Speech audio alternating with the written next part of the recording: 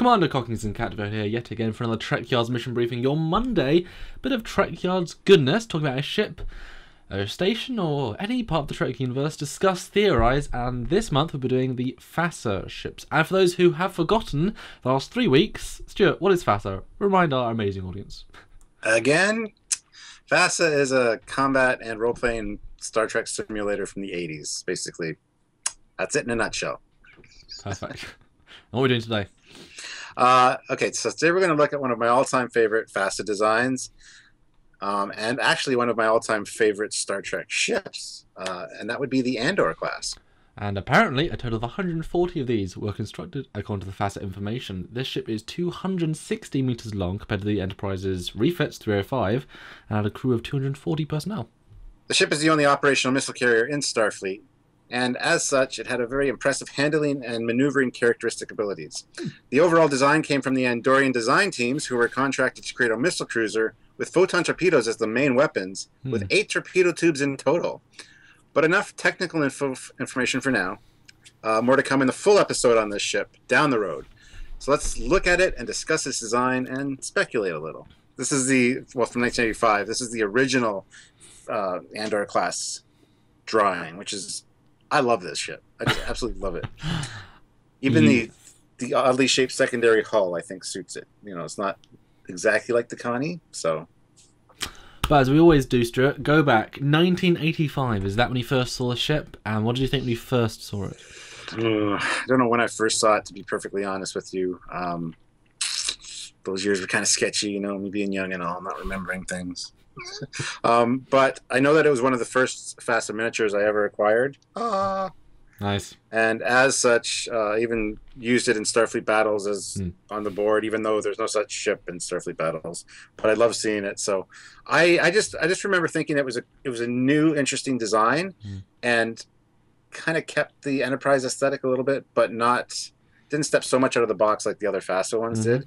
So this one that's just one of my favorites. That's all I can say. Cool. I think when I saw it, I think it was in the first month or two of Trekyards when you posted a lot, when all our fans were just starting to get going, and you posted a lot of pictures, and I think I saw this and thought, I recognise it vaguely, but I didn't know where from, but that was the first time I was like, okay, that's cool. And then we did FASA stuff and sort of, then we talked about it a bit. So pretty much when I met you, really. And it's interesting. It's, like you say, it's a very much familiar feel. It keeps that somehow, but has a different style. Although this picture, the top view is great, really nice view. I mean, it's got such nice curves, but also angles, but also depth, but also tech, and the front views even works just fine. The side view is stupidly long in this version. They don't understand scale for some reason, but that doesn't look right. It's very badly proportioned, because that secondary hull looks smaller than the refit, but the engines look the same size, but we know the source is smaller. Again, they've shrunk and done things to make it work, but it doesn't really work. Yeah, I'm actually a fan of the way it looks from the side, not so much from the front, actually. The front kind of makes it look odd and bulky to me, but... The front makes it look like it's on one of those single-wheel, trapeze things, that you ride along. It looks like that, and you're just doing that with two a unicycle, it's a Trekyards unicycle, or a Star Trek unicycle. But that's that side view in particular. I know there's variants where they get shorter and longer and scale, but that one, this version not so well. But that top view, I can see why you liked it. But yeah, let's move on to the next picture, which is awesome because this was a 3D model created for Trekyards by Barry Chapman, the one and only. You guys have seen a lot of his Bridge Commander models over the years, and he posts a few. Say hi to him on the Trekyards page. But he made this model specially for us after we saw our top 10. I think he offered, and then Stuart was like, "Oh, get him to the Andor." And I was like, "Yeah, Stuart, we'll get him to the Andor." Yes. And then he did it, and we've been working on a few variants, and you'll see that later on. But this is a 3D model that we can use in our show. So fully realised when we get down to the final episode, it'll be doing all those crazy cartwheels that we used to see on the other ships do. But yeah, this is it in 3D. I assume this wasn't the first 3D model you've ever seen. The first in 3 dimensions of the Andor. No, there's been a few over the years that I've seen, but this is like the first time really seeing the detail on this thing. And the side pontoons here should really come up and over top of the saucer. So the way he's got that saucer kind of going back like that, I'm not a huge fan of. personally. I mean, when it's like this, it looks good, but that picture it looks off to me. But I know when Barry built the Andor, he kit bashed. I mean, that's what they did in the show. So the books, I suppose. So he took a Connie saucer, a Connie engines, Connie secondary hull, and he saw that if you put them all together, the scale doesn't work because that's not how it was built. So he had to rebuild the saucer, shrink it, and then because you know how big the size the ship is, so the windows will be different sized, but he kept the bridge module the same, but it makes it bigger, and then everything's will be tweaked a bit. But yeah, I mean, it's interesting. It gives it dimensionality, and you can see torpedo launchers on the side there. They said they're called pontoons. Is that so? That's where the torpedoes are. Because in the first picture, I couldn't see where the torpedoes were. I didn't have any detailing that would say 8 launchers. I mean, that seemed out of nowhere. But at least this version has 2. Well, I guess 4, 2 on each side. Cool. And also, looks like he's got his warp nacelles raised up higher. They should be in line with the thing. See, he needs a 3D little miniature to work off of, I think, because I think the orthos really don't do it justice. To actually have a miniature in your hand, you can see all the little. I don't know. Well, I kind of like its raisedness because then you want to give the engines line of sight with space as well. If you have it so close, I mean, yeah, I think it'd make more sense to have them raised. I kind of like that. But anyway. The next photo is a bottom view of the same variant. And for this version, I know we were discussing how we'd incorporate the neck or not the neck, and we decided not to keep the neck torpedo launcher because it didn't make sense with the 2 other side ones. So it's got a sort of a new neck emplacement thing and then combined units. But there was no bottom view and there's no front, no bottom view, so you had to sort of extrapolate how it would look. So yeah. Well, the thing is, though, it is a missile carrier, so it should have the center torpedo tubes. Because it does have 8 in total. I think 2 rear-facing. I do like the stubbiness of the secondary hull. That's cool. It's kind of shorter than the Connies. And one thing that we did, because obviously the views aren't complete and they don't have full detail, Barry asked me where would the phaser emplacements be, so I decided there should probably be at least 1 phaser ball turret on the bottom of each of those pontoons. I added a couple extra places to just cover their arcs. Those are my phaser emplacements I included. That's cool. Yeah, I like that. That's cool. All right, so let's go into the next picture. This is a shot of it from behind. I like those cutouts on the Andor written on the back of the pontoons. Is that like a shuttle bay or what is that? Yeah, I think that's what we were thinking, was there'd be a secondary shuttle ports. Although we sort of debated, because it kind of looks like the Battlestar Galactica bits, but that space otherwise seemed a bit unused. So we thought, well, let's put a shuttle in there, even just for some sort of something. There is another shot there a bit closer. But another detail he added, because obviously there's only certain views of the ship that were out there. If you look at those big pylons next to the warp engines, he added vents to them because he thought they must have some part of the propulsion system included. So he thought, well, either they're vents or they're dedicated emergency thrusters, because this is a sort of ship that maybe it's going to go into combat quite quickly and it needs an extra bit of thrust, and it's just built in right to the design. That's cool. Yeah. I think torpedo tubes there, like extra long torpedo tubes, would be kind of neat too, rear facing. So that'd be cool. That'd be wow. Yeah. I mean, you could really deck this out. There's a lot of exterior spaces you could just deck out more torpedoes with. Yeah. But yeah, there's a lot of phaser turrets. It's pretty heavily armed already. But the next photo is a different version with a really compressed saucer, I guess. And this one has no neck launcher, but 2 torpedo. Well, I guess it could be either 4 or 2 torpedo launchers on either side. It looks as if it's just 2, but we know the scale's wrong, so it must be 2 each. So make 8, I suppose. Or is it just scaled badly? I don't know. I would say it's 4. This is a small ship. Sure, but it's fairly small, and those look like the size of torpedo tubes. So I would say 4 forward facing. Here I can see some of the window detailing that he's put on the model from the side. So the problem with the Andor is there's a few different versions of it over the years, and it's kind of hard to nail one down. Yeah, this one has more of a hexagonally... Look, the side pontoons go down a bit further and have more of a cargo feel, rather than like a... Yeah. Yeah, they feel more like cargo pods. The side view, you can't even really see the pontoons. It's really weird. Yeah. But the length of the engines is better on the side view, just a bit. Yeah. But I mean, it's very similar, and you know the I don't know. I mean yeah. Yeah, this one actually I'm not very much of a fan of. I don't even. It looks like definitely a variation on the design, and doesn't looks like it could have 8 torpedo tubes. That's for sure, unless, like you said, it's scaled wrong and there's more in those forward-facing ones. But to have them all facing forward seems kind of silly to me.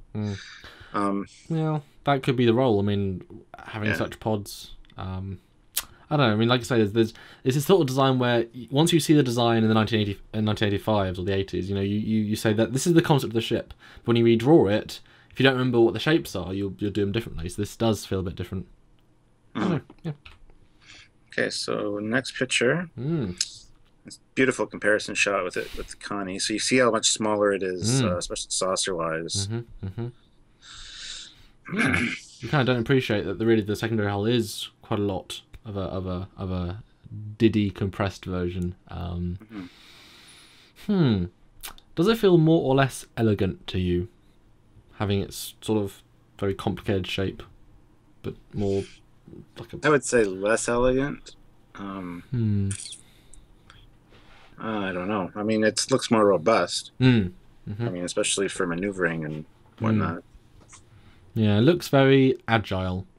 It looks more agile than the Connie. The Connie, I know we think of it as this big hulking sort of ship, but the Andor does feel a bit more nimble. Everything's closer, and you feel like those the pontoons are thrusters, so you feel like it's got that extra bit of speed. That's the sort of vibe it gives off. But it's interesting how much smaller that saucer is, and it really is a lot smaller. But the same bridge module, so it's just... Yeah. I mean... And that really shows the scale for you. Certainly big, small... I don't know, it's about what I thought, but it's fun to see. Also has smaller warp nacelles, slightly smaller than the Connie, so they're not even the same nacelles. They've probably just taken out one coil and just made the difference, probably. Because that's almost the same. But the next photo is yes, he named this one the Cockings. This is because if you remember from the top 10 Andor episode, we discussed about how I liked it, but I thought it was a very natural fit to add a roll bar on, and so he went ahead and just made that. So he did the Reliant roll bar, and I think it works really well with design. I think it's very naturally fitting adding a roll bar. So I think it looks awesome, actually, and it does suit its missile carrier role. Plus, it has the mega phasers now. On the edges there. So. You've got 2 mega phasers. You've got the 6 ball turrets. You've got 2 underside. Then you've got the 6 launchers front. If you've got the neck as well, you've got 8 launchers at the front, as it originally said. I mean, that is a very, very strong ship. And then at that point, you do even need the high shield output of a bigger ship. You warp in 8 torpedoes. I mean, that's going to do damage to any class of vessel you're fighting. I mean, they don't... that's a hell of a first spread. Yeah, absolutely. Now, does this I would assume had rear-facing ones in that center part as well? Yes, okay. That's awesome. I like that. I like this version a lot, actually. Good job. All right, so the next shot is the same one, obviously, with from the back, and you get to see there's shuttle bay 3 and 4 in the middle there. That was also a view that was missing from the ortho, so we decided, hey, it makes sense, put the shuttle bays in there as secondary bays, because it's obviously not a ship for exploration, so you don't need the crew decks, but you might need the escape shuttles or the fighters. But I think just how nicely 3D and this is a strange balance of elegance of things stuck on, if that makes sense. I think having the roll bar really fits that aesthetic and actually brings it all together even more. So I think this is a very natural variant, which I like. Yeah, I would like to see a straight-on side shot with that roll bar, though. That would make it. That'd be interesting to see. It wouldn't be so flat and uninteresting. And so the next shot, this is the Excelsior version of the ship, which is the secondary hull of this Excelsior, and more torpedo tubes. Look at those pontoons. Now, we've kind of discussed this. I like this look a lot from the side, and I'm not a fan of the Excelsior, but I think it suits that side profile shape. But the problem is when you scale it down, there's a lot of issues. Yes, which we'll talk about in a minute because we have a picture. But conceptually, that beautiful curve from the front works so nicely, and even the front's pretty nice, and it just gives it that natural. It kind of pushes it towards the D more, having an organic feel. But yeah, it works really, really well. But straight away, if you again look at it from the side, it all incorporates into one big shape. But if you look at the top, Yeah. where it just sort of stops. The secondary hull just sort of stops at the back very, very far before it's meant to, and then Yeah. and I mean, to be honest, it kind of looks silly at the front view. You've got those 6 torpedo launchers. I mean, I guess another 2 in the neck. That's a lot of torpedoes. I mean, it could be that this is beefed up size-wise. That's why there's more torpedo launchers, Yes. and it's, you know, actually on a Excelsior secondary hull. Yeah. That would be very interesting. That'd Mhm. be very cool. Mm. But yeah, that top view doesn't translate actually at all. No. When you look at where the engines are, Yes. yeah. Because we see in the next shot, Barry went ahead and made this version for us. He took the Excelsior hull and he has everything to scale. And this is actually version 3, I think, and it didn't. I mean, the secondary hull, if you actually put it on, goes out like a third to a 2/3 more, or a 2/5 more, and it's way thicker, and it doesn't. And it doesn't. It now looks like a chicken from the side. Yeah, this doesn't work for me. I was going to say it looks like a little squat duck, Yes, but yeah, this because it's it just doesn't. The pieces don't combine to the scale. So unless you just build a completely different secondary hull, in which case it's not an Excelsior, in which case, well, we couldn't kit bash that in the time because that was what it was offering, so it didn't really work. Because yeah, he built it to the same scale as the pictures, and it just was completely. But that's the thing. Back in those days, you could say, "Hey, it's a FASA Excelsior version. That's cool. That's all you need." But trying to actually make it make sense, a bit more difficult. But still interesting. Still interesting.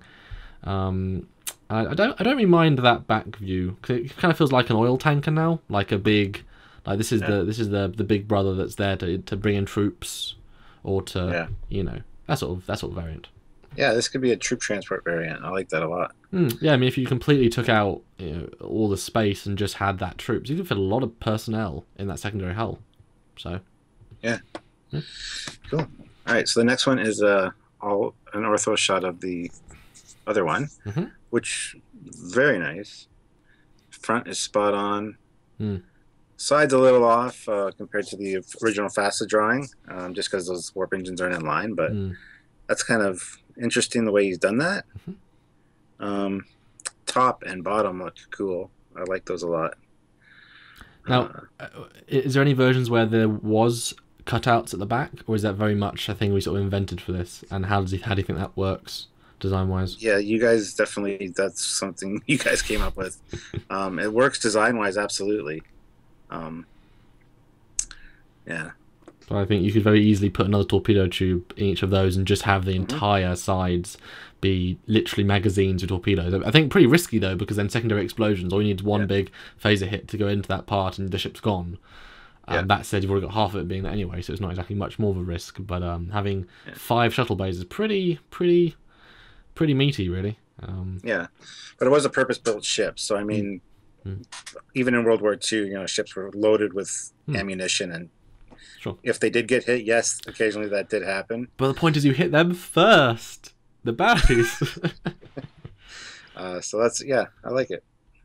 It's a really interesting design, and I do think you're right. How I think he was going for, I guess, a sleeker look with the bottom of the 2 pieces. But yeah, there should probably be another, because there's no reason not to increase the amount of space there, and then you could easily double up the torpedoes if you just sort of mirrored it and add another section. But then it'd be very much BSG in terms of the drive pods. All right, so next picture is the back. You get to see that shuttle bay type cutout dealy. Just a nice close up. Kind of interesting detailing is put in there. It's not really a door, it's just lights. I think it's a hatch that slides some. I don't know. It was a difficult one to make work because it's a very strange shape. But you can definitely fit a couple of shuttles in there. I mean, if you think of those big Star Trek 5 shuttles, those troop shuttles, you could fit one in each pod. And then you've got an immediate launch. I mean, that'd be good for launching ground troops. If you've got a good 20 in each thing, you'd warp in, fire torpedoes, launch them both out, and they go down. That'd be very. I mean, this would be a pretty damn good troop carrier actually. Although the angle on that pontoon thing, I don't like personally. I think that kind of makes the ship look a little bit weaker because the original one was just perfectly straight. As you can see there, kind of ish. So it goes straight up and kind of over the saucer. So even I don't know how it would look to be bulked out like that. Well, I'm sure we'll be able to find out with our next version, as it were. Yeah, well, this one's like like I love the way he did that. He kind of made a sleeker version of it, Mm. and to have the windows along the rim is actually kind of interesting. But yeah, it's not what I grew up with. Well, it's fun to see. Barry is a really great model maker, and he really likes to base things in the internal continuity. So he took a look at the design and tried to make it work. And so a lot of these details are like, well, obviously that would be there. So it's interesting to see what the modern take of that would be. I'd be interested to see what Tobias's take was, how much extra detail he would add, like how we'd really... That I'd be fascinated to see. Absolutely. But the next photo is a nice detail shot of the back, and you really get to see there's a lot of stuff going on at the back of this ship. I mean, the Connie is just this little red impulse and a little shuttle bay. This has 5 shuttle bays, impulse, warp, thrusters, bonus thrusters, and just a whole lot of stuff. It's a very busy ship. Well, yeah, and those, like I said, those pontoons beside the warp nacelles, they would be awesome to put some dedicated torpedo launchers in there. You could do 2 on each side, 1 above each other, and 4 with rear-facing torpedo tubes. I mean, I didn't know it was meant to have 8, so that's like, wow, okay. How do you fit 8 in? Jeez. Yeah, well, there's lots of room on this ship, apparently, for that, so... All right, so back to the original picture, which is, of course, the original FASA design, which is almost exactly the one I have here. Although if you do look, I mean, the pontoons are basically straight at the bottom, so that is roughly what he did. And yeah, I mean, that's... Yeah, there really isn't... I always look at the model here, and they're very much, like, angled. So it's interesting, his take on it. Like I said, I always have this little miniature on my desk, so I'm always looking at it. So I know what the Andor looks like. And